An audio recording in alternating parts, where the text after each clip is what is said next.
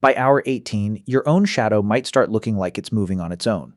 Not because you're losing your mind, because your brain, starved of water, starts misreading its own signals, and one of the strangest, most consistent effects of severe dehydration is that the mind begins inventing motion where there isn't any. You have 24 hours in the desert without water, and what happens to your body along the way is stranger and more survivable than almost anyone expects. You're lost off the trail, and the sun is already high, 23 hours left.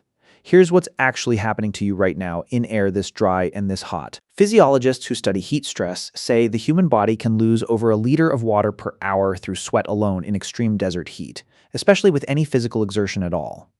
That number matters more than almost anything else on this clock, because it means your real countdown isn't simply hours. It's a direct race between how much water your body is losing and how much you started with.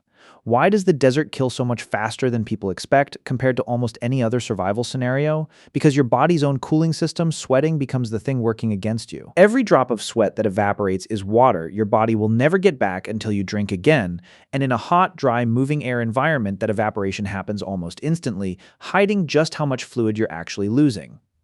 22 hours left if you're moving right now, searching for the trail, searching for shelter. This is the first hard decision this clock is forcing on you, whether you realize it or not.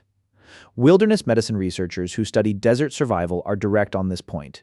Movement during peak daytime heat dramatically accelerates fluid loss, and the math rarely favors distance covered over water conserved. Finding shade and minimizing movement between roughly 10 in the morning and 4 in the afternoon consistently outperforms pushing forward, according to survival researchers who've studied real desert rescue outcomes. 20 hours left. Your body's core temperature is climbing, and thermoregulation specialists note something almost nobody expects about early heat stress. It doesn't always feel dramatic. It often starts as simple fatigue, mild irritability, and a headache that feels more like everyday tiredness than a genuine medical warning sign, which is exactly why people frequently underestimate how far along the process already is by the time they notice something is wrong. 18 hours left. This is where the shadow at the start of this video becomes relevant. Researchers studying severe dehydration and heat-related cognitive effects have documented mild visual disturbances, misjudged distances, shapes that seem to shift at the edge of vision, appearing well before full-blown hallucinations do. It isn't damage, it's your brain, deprived of adequate hydration and blood flow, making small errors in how it processes ordinary sensory information. Why would your brain start glitching on something as basic as vision before anything else fails? Neurologists who study dehydration's effect on cognition point out that the brain is remarkably sensitive to even small changes in blood volume and electrolyte balance, both of which shift rapidly during severe fluid loss. Vision and judgment are often among the first functions affected long before anything life-threatening happens to your organs. 16 hours left. Here's the counterintuitive part. Almost nobody expects about thirst itself. By this stage, your sense of thirst becomes an increasingly unreliable guide.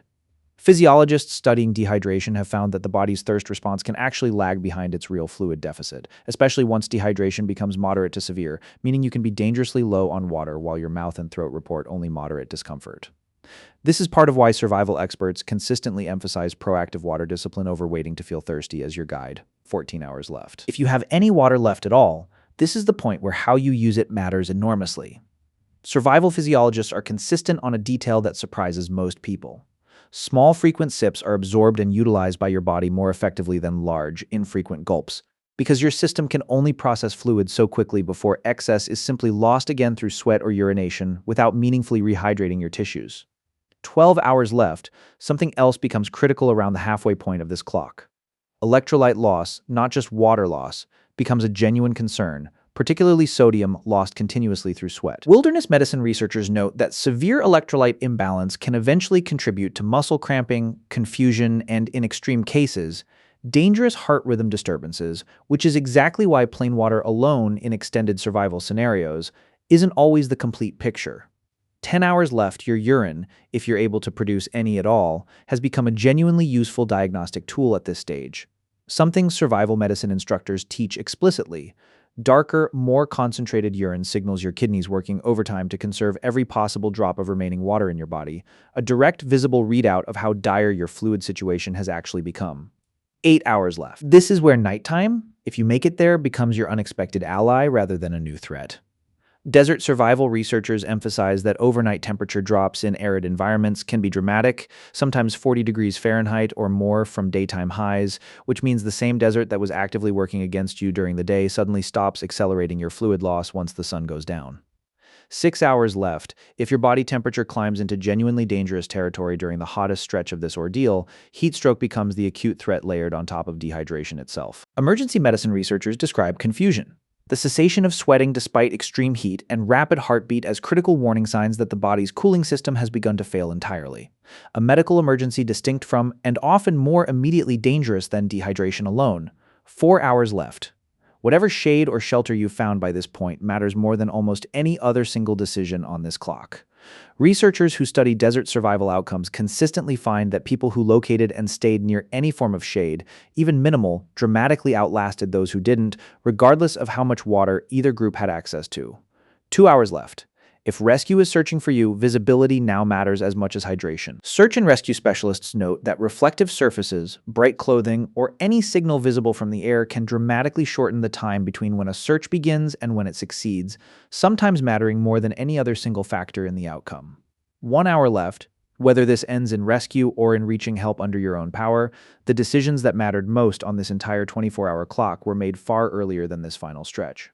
How much movement happened during peak heat, whether water was rationed wisely or gulped away too fast, whether shade was found and used deliberately instead of by accident.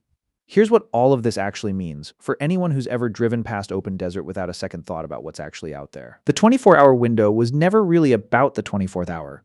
It was about the choices made in the first few hours when the heat didn't feel dangerous yet, when moving forward still felt smarter than finding shade, when water still felt plentiful enough to drink however you wanted. You had 24 hours, and the version of you that survives this isn't the one who pushed hardest through the hottest part of the day. It's the one who understood early that the desert wasn't testing endurance. It was testing discipline,